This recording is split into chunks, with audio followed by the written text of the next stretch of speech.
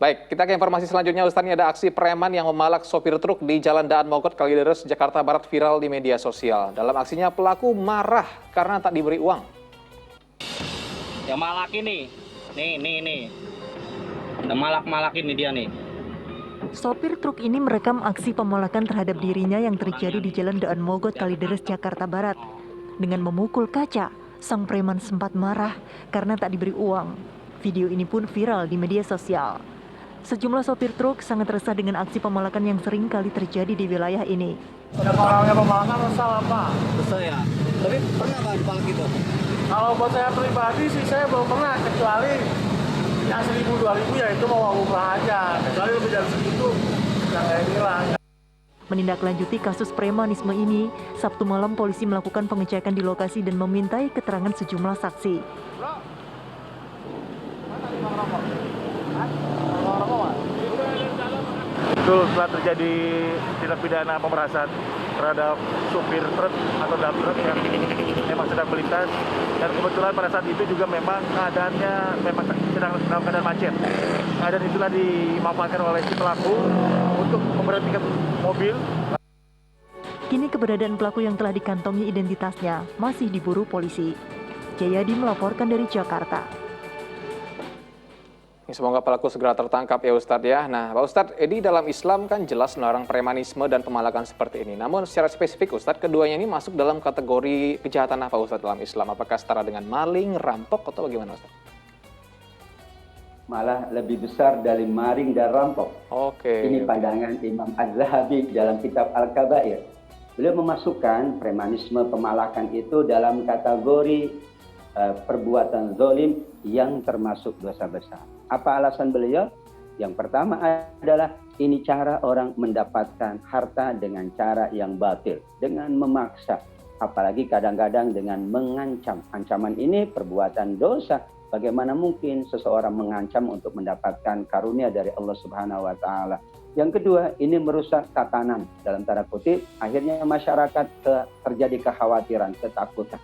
Mereka akan menjalankan ekonominya, jadi merasa khawatir di tengah perjalanan, dan akhirnya sistem atau tatanan masyarakat bisa itu dirusak oleh premanisme atau pemalakan. Karenanya luar biasa ketika langsung pihak yang berwajib melakukan pemantauan di lapangan untuk memastikan perjalanan kehidupan ekonomi, roda ekonomi masyarakat ini berjalan dengan sebaik-baiknya. La ta'kulu amwalakum bainakum bil batil. Kata para ulama, memang ada saja cara orang untuk mengambil harta orang lain dengan cara yang batil. Dan tentu ini dikategorikan adalah pemalakan dalam tanda kutip sesuatu yang dilarang oleh hukum kita. Sehingga ia melanggar agama, ia pula melanggar peraturan negara. Dua yang ia langgar.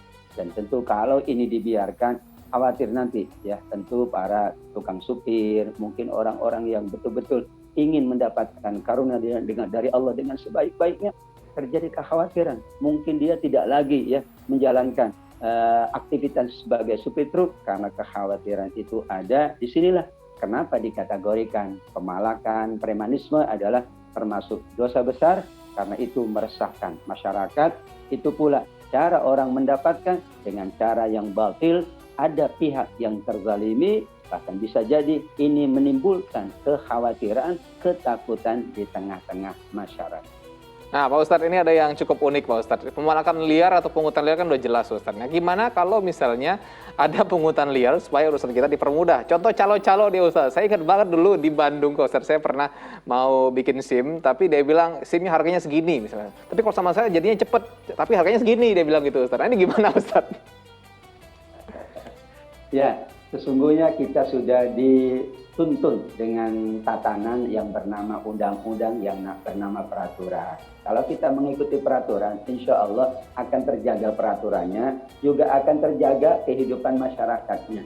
Sehingga dibolehkan jasa yang bernama agensi itu dibolehkan, manakala persyaratannya terpenuhi. Agensinya adalah agensi yang legal. Memang itu adalah upah dia karena dia membantu secara administrasi, ada upah transportasi, dan ada upah-upah yang lain, dia tidak ada masalah.